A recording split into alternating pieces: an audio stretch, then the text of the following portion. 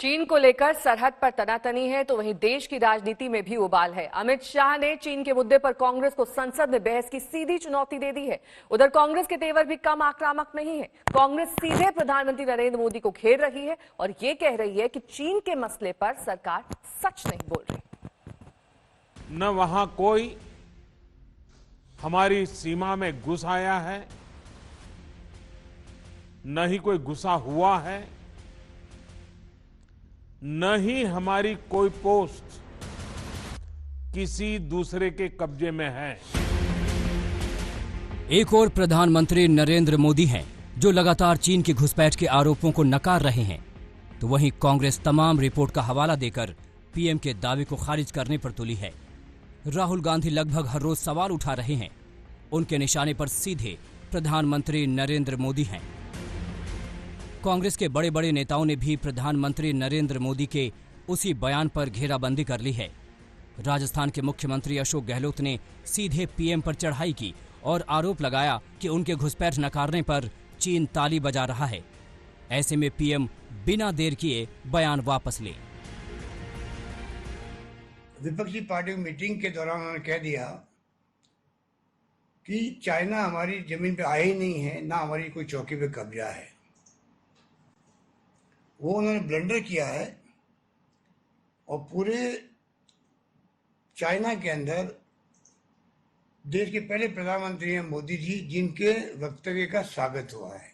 वहाँ की सरकार स्वागत कर रही है, क्योंकि जो चाइना चाहता था उसका सर्टिफिकेट हमारे देश के प्रधानमंत्री जी ने जाने अनजाने में दे दिया, जिसकी जरूरत नहीं थी।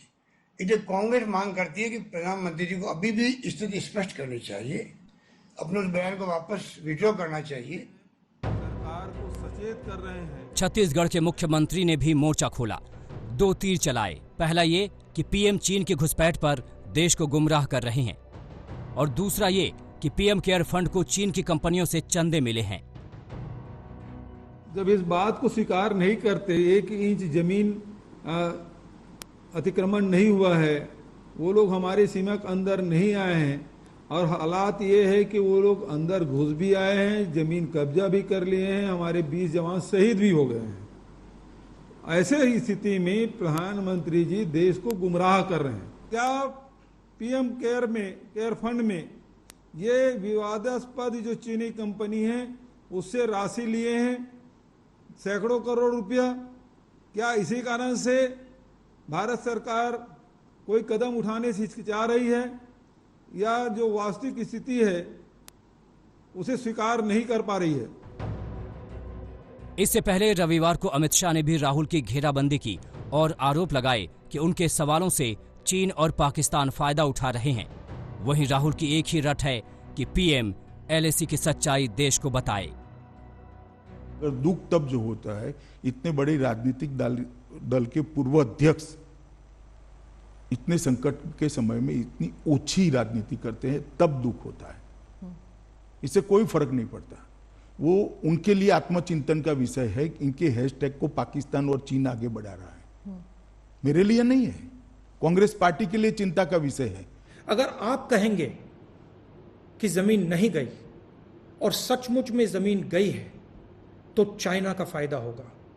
हमें मिलकर इनसे लड़ना है और इनको उठा के वापस फेंकना है, निकालना है। तो आपको सच बोलना पड़ेगा, बिना घबराए, बिना डरे आप बोलिए कि हां, चाइना ने जमीन ली है और हम कार्रवाई करने जा रहे हैं, पूरा देश आपके साथ खड़ा है। कांग्रेस के सवाल बीजेपी को अखर गए हैं। इन सवालों में बीजेपी को शुद्ध राजनीति नजर आ रही है, लेकिन इस आपसी सिर फुटअव्वल में ये याद रखना चाहिए कि अभी सरहद पर हमारे जवान चालबाज चीन का सामना कर रहे हैं।